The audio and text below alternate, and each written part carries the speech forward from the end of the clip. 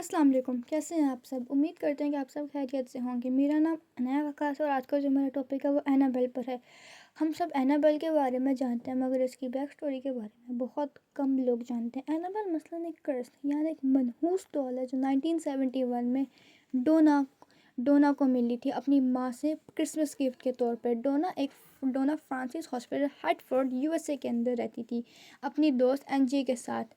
वो एक स्टूडेंट थी और वो दोनों एक अपार्टमेंट में रहते थे। वो दोनों के मुताबिक पहले तो कुछ दिन तो डॉल ने सही रही, मगर कुछ दिनों के बाद अजीब हरकतें आना शुरू हो गई। चीज़ों का मूव करना, चीज़ों का गायब हो जाना, डॉल के अपने एक्सप्रेशन चेंज करना और एनजी पे ऐसे हमले होना जिसने जो किसी ऐसी मखलूक ने किए जो उसने कभी तो सोचा भी नहीं था। वो इस का जब भी उसके बाद है ना, डोना ने ये भी बताया कि ये जो डॉल है ये अक्सर उसके बेड के पास होती थी।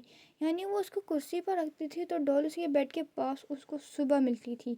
कभी तो वो उसके ऊपर चढ़ी हुई होती थी इसका गला, और कभी तो वो मुस्कुरा रही होती थी। ज़्यादातर ये सारी चीज़ें एनजी ने देखी। डोना ने ये भी बताया कि उसको एक बच्ची एक औरत के साथ दिखती है। कभी उसको एक बच्ची दिखती होती है तो कभी वो एक औरत दिखती है। इससे सारी इन्वेस्टिगेशन के बाद उसने जो है एडन लॉरेन को बुलाया जो इन सब पे इन्वेस्टिगेट करते थे। एडन लॉरेन के मुताबिक इस जगह पर जहाँ पे दोनों रहते हैं यहाँ पर एक 7 साल की बच्ची एनाबेल हिजिन्स का कत्ल हुआ था। कुछ लोग कहते हैं इसका कत्ल होता है, कुछ लोग कहते हैं कि ये मर गई थी। एडन लॉरेन ने इसके अंदर काफ़ी रिचुअल अटैम्प्ट किया और उसके बाद रोल को क्लीन करने की कोशिश मगर ये क्लीन ना हो पाई। इस पर काफ़ी मूवीज़ बनी हुई जैसे कि एनाबेल द कंजरिंग के अंदर भी इसी बारे में बताया गया है कि कैसे एक डॉल जो कर्स्ड हो गई थी उसके उसके उसके ऊपर वो सारी इसके अंदर बताया गया है। और इसके बाद इस पे